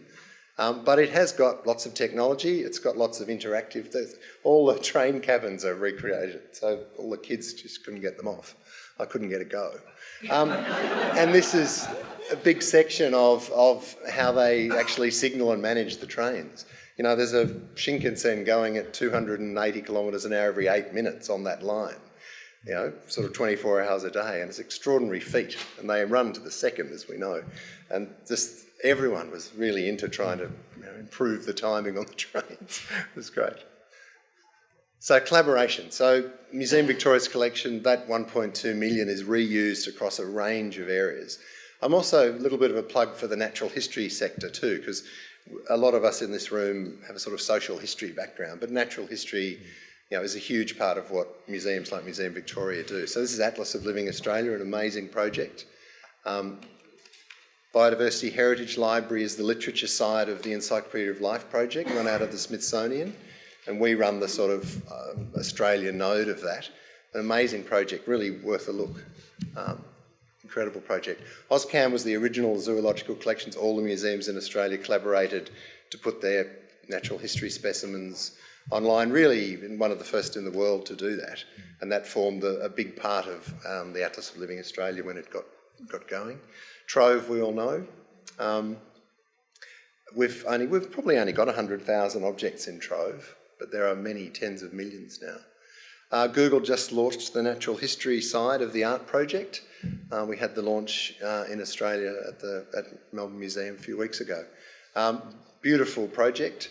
We can probably talk a bit about whether that works or not. It's pretty controversial, but we're part of that. And then just a case study, a simple one, Victorian collections. How many people know about Victorian collections in this room? Oh, that's good, a few people. So it's a project that was spawned out of the terrible fires and floods we had in 2009-10 to really preserve and help all of the small museums to have a proper collection management system that is effectively backed up. So Museum Victoria wrote the program, provides all the infrastructure, and Museums Australia Victoria does the on-ground training for people. And it's been incredibly successful. It's free for people to be involved in. That's a breakup of where people are from. So we've got 76,000 objects online there now from 450 museums and collecting institutions around the state, which is incredible if you consider none of the big museums participate in that project. So that's a really lovely project. And they've got a little button that says publish to Trove for any of the objects they've got in there, which is brilliant. So it's a lovely example of technology helping at the grassroots. And just a great project that sort of piggybacks off all that work getting the natural history collection done, which is our field guide app, which hopefully you all have on your phone. And there's one for each state now, so you can, no matter where you are, you've got the field guide. This is good, I'm going to make it. 25 seconds. And our staff actually made this video and wrote the music, and it's just like an Apple ad, I reckon. I'm so pleased with it. It's years old now, but always good to see. I'm going to be a bit late, aren't I? We've got to have the frog.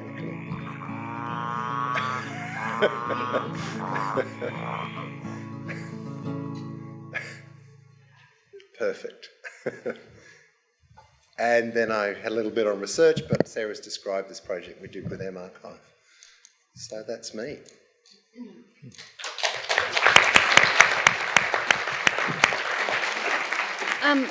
Thank you all panels. Okay, so let's roll up our sleeves now and have a bit of a chat. I will definitely keep us to time, maybe move us out a little bit earlier, but that was a privilege and a delight to rifle through your brains. I'm going to start this conversation with a prop. Here it is. I am holding it in my bare hands, I'd like you to note. And could we pop up my slide, please? Okay, holding it up. This is in the rare book collection of the University of Melbourne. It is, in fact, The Origin of the Species, and it's first edition. Can you just pop up the next slide for me, please? Now, note the library stamp.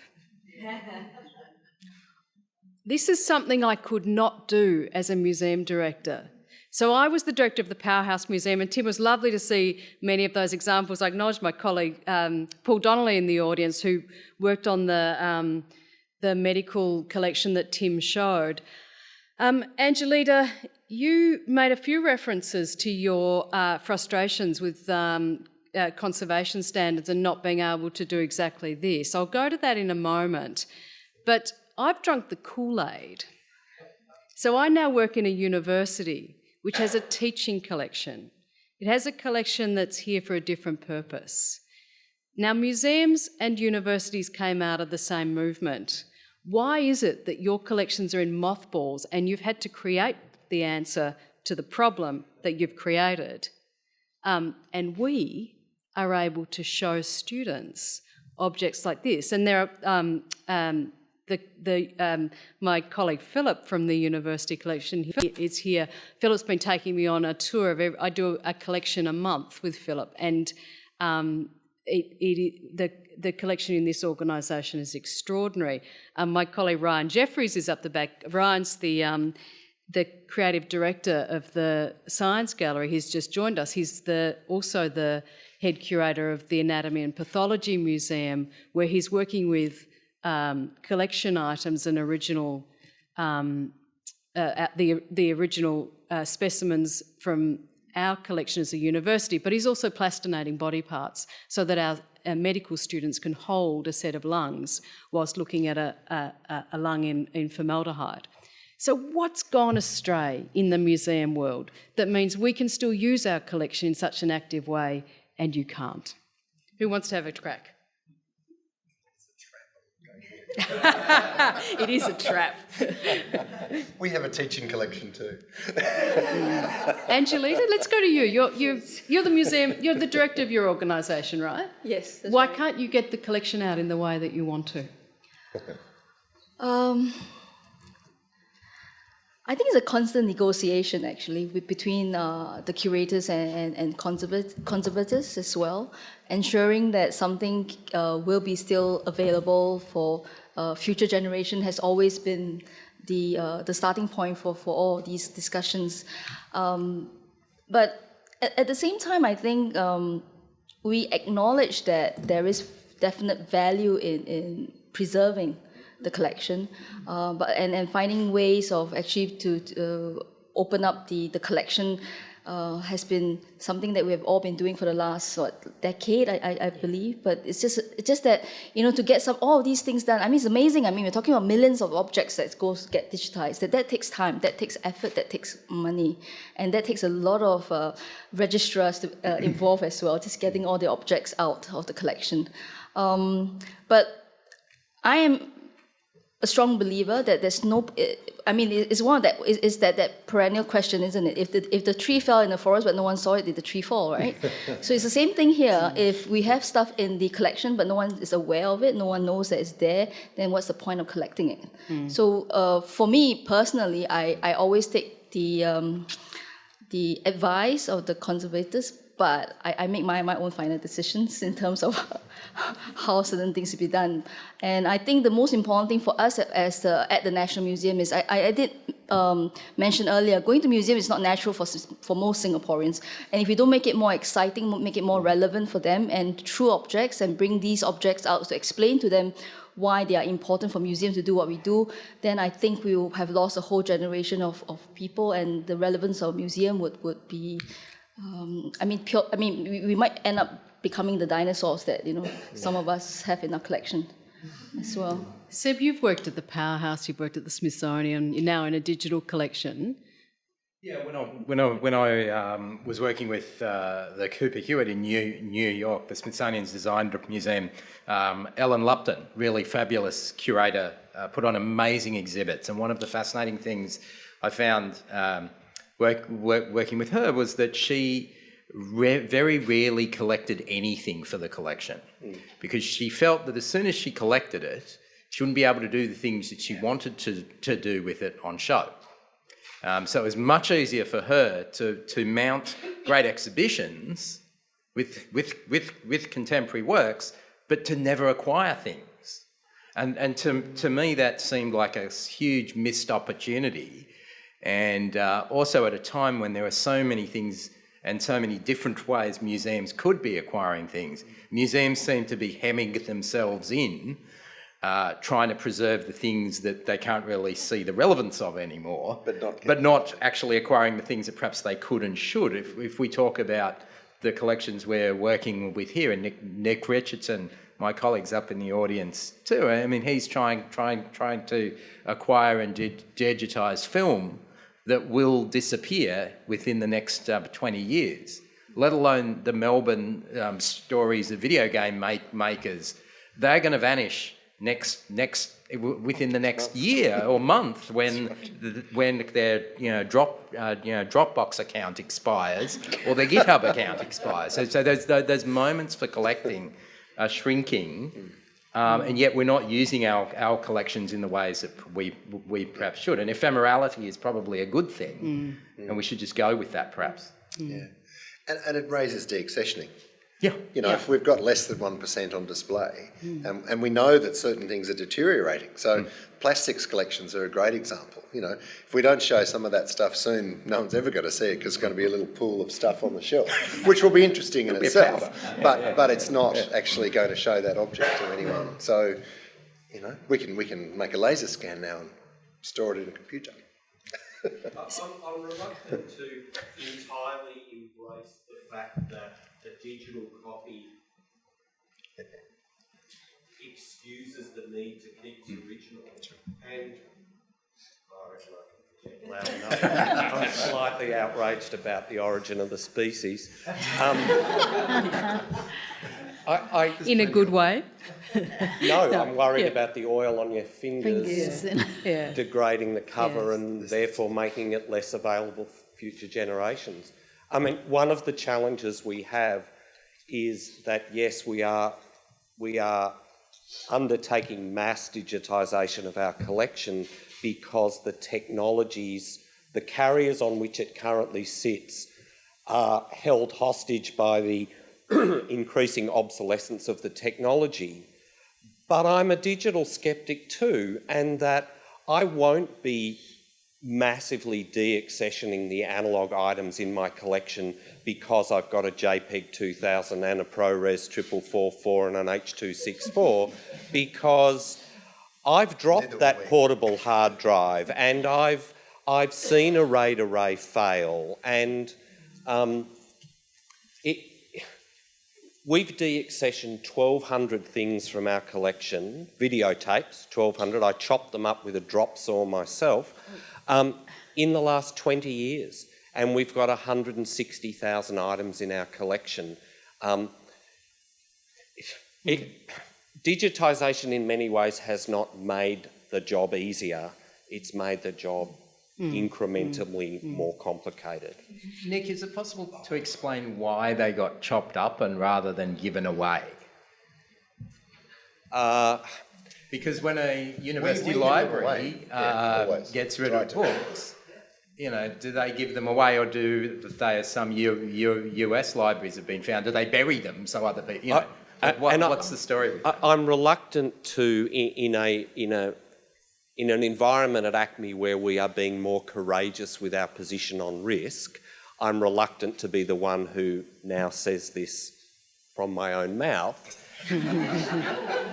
It's all about the rights, and what has been very usual practice in ACME's history, and we have a 70-year history, is that we acquired what was called life of print rights. So we had the right to do certain things with the physical object as long as the physical object lasted, and when that physical object failed, we lost the right to exploit the content. That's an incentive to keep it, isn't it?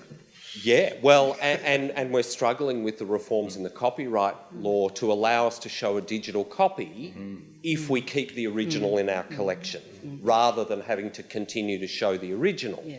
So there's another good reason to keep it. The practice of destroying those is a historic fear, largely driven by distributors, that if you don't chop up your 35mm release print of Harry Potter, someone will fish it out of the bin and exploit it, and all hell will break loose. So do you think then that the future of museum collections is leasing? Because you're effectively leasing the permissions to do stuff with stuff. We have in effect been leasing for 70 years because, yes, we own the physical object, but when it is dust, we no longer have the right to exploit the content. So what about genome sequencing there, Tim? You know, like this is sort of the rights issues that now as collections become data and the algorithms become patented as well. Do we move into an environment where you have a leased museum? The things that we sequence, you know, are available to everyone. Out of copyright. And I think it's really, actually, I was about to say it's only the human genome that's copyrighted, but it's not. It's all sorts of things. Sure. Yeah, I mean, look, that isn't an issue for us and the way we will use it, but it's certainly an issue for the broader community. What about you acquiring genetically modified plants for your future specimens that may be, those may be subject to patents? If you're acquiring the agriculture of Victoria and there's a patented life form. No idea is the answer to that.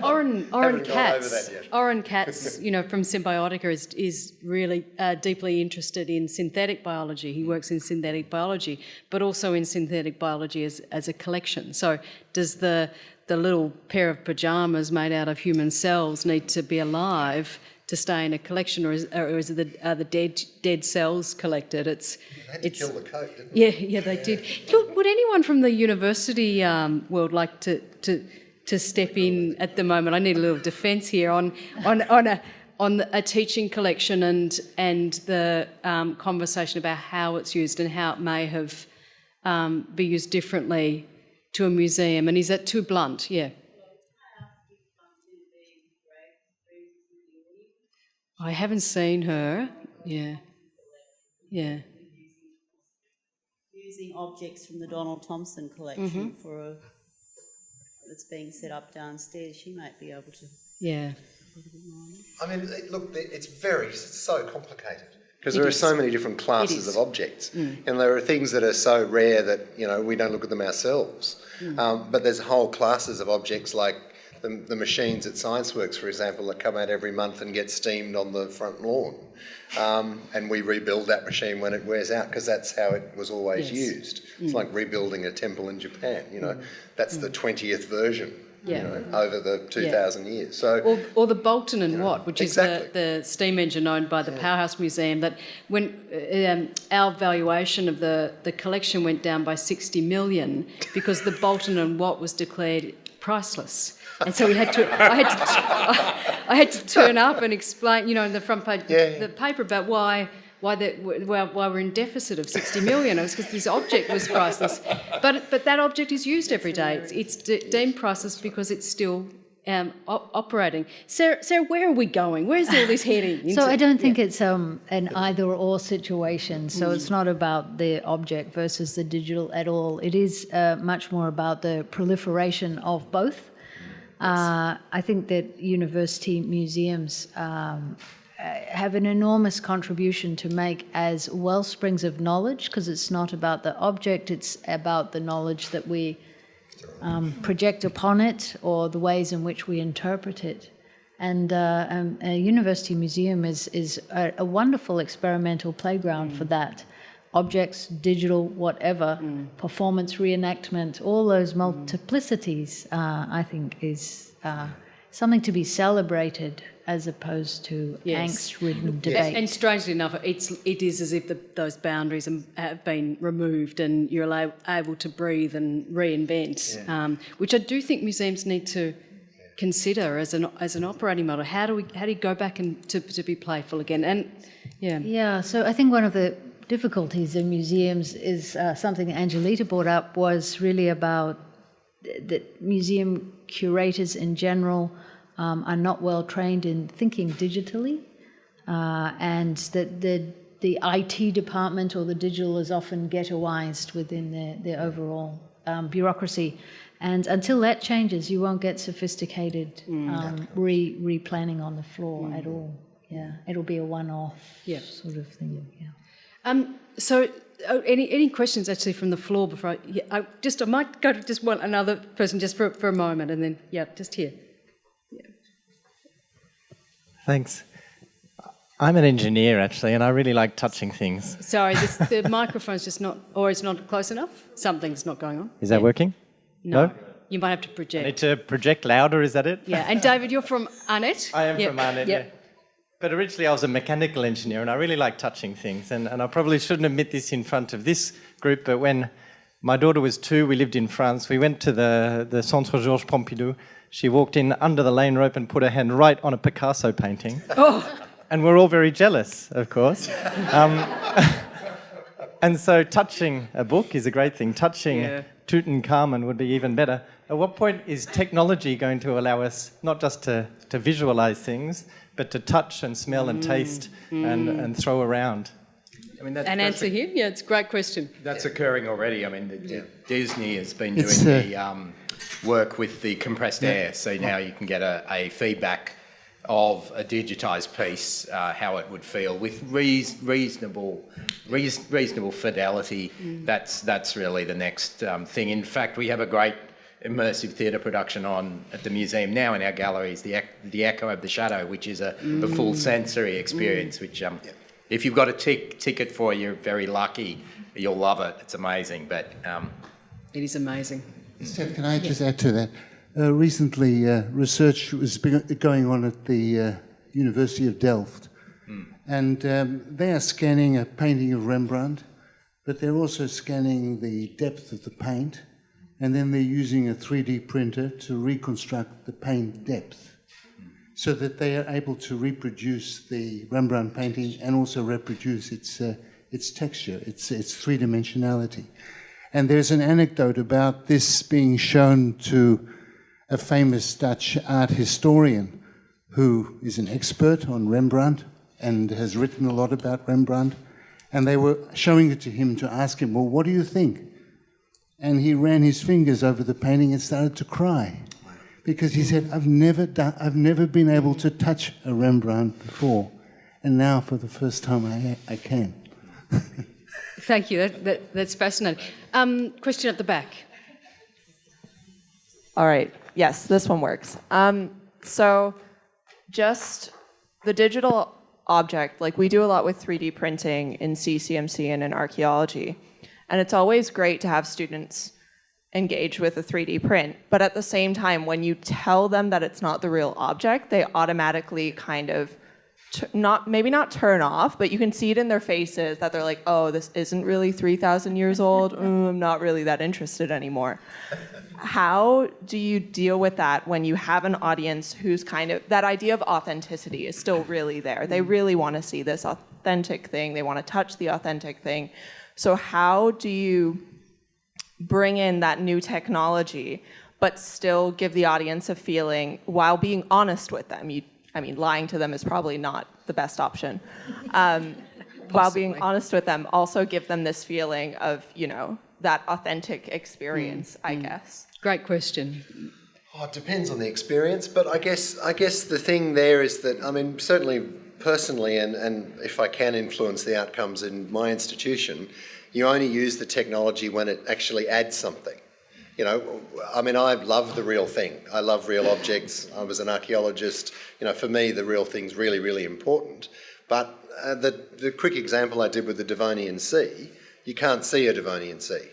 But we have all the rocks and the fossils and the animals from the time, and we can now scan rocks and actually see what's inside the rock. We don't even have to break the rock and spend 6 months, painstakingly revealing the fossil. We can just scan that now and then put it on a 3D printer and it's done, and build a virtual model at the same time. And then we can recreate and recombine all those things. And, the work done in film is fantastic for us. All the software's so easy now. And that lets us, create worlds that we can't otherwise have. So for me, there's not a tension there about the real object. Geoffrey's example about the Rembrandt painting is obviously at the extreme end. And there is no doubt that in the next 5 to 10 years, with material science going the way it is, we can do whatever we like. But that's not going to replace the real thing, I would contest. And I would say the real thing also goes through to digital works too. If you ask digital artists or media artists, people wanting to see media art, they will look to see the real thing, even though the real thing is artificially limited. If you think about, which is limited by economics. And technology. It's hugely complicated for us to collect these works. Geoffrey Shaw has, goes back to the 70s with some of the media works.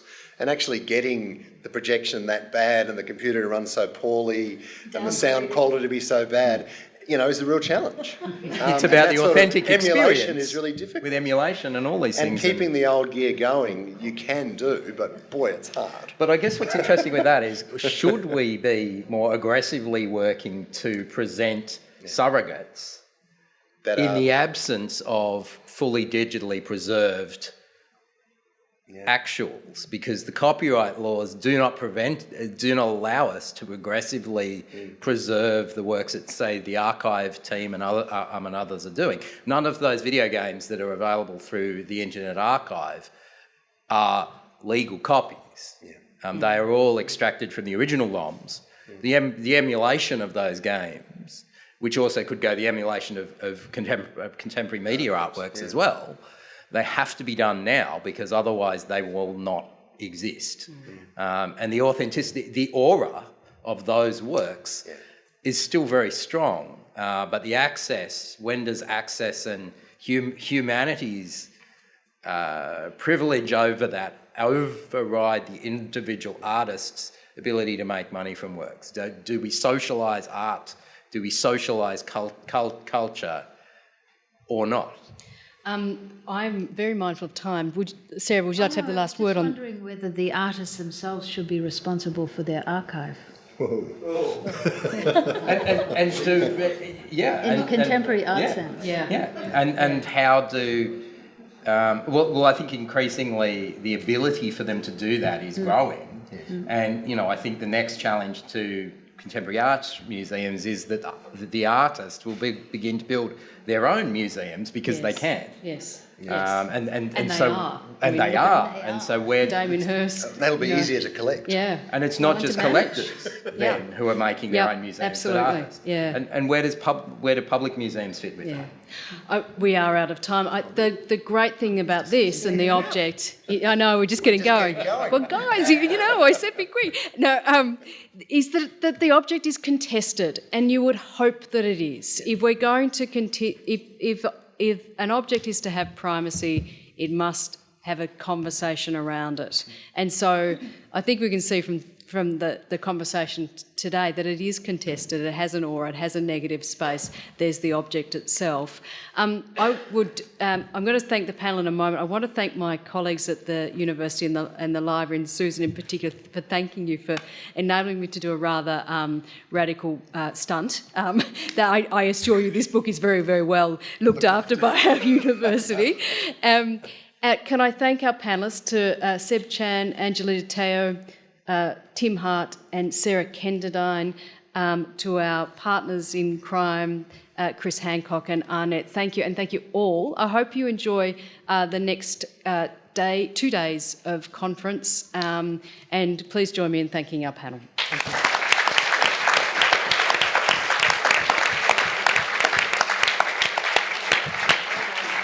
Can I have a last word on the book? Museum Victoria doesn't have an original origin of the species because our director didn't believe it. There you go. We were not able to get one for about 30 years afterwards.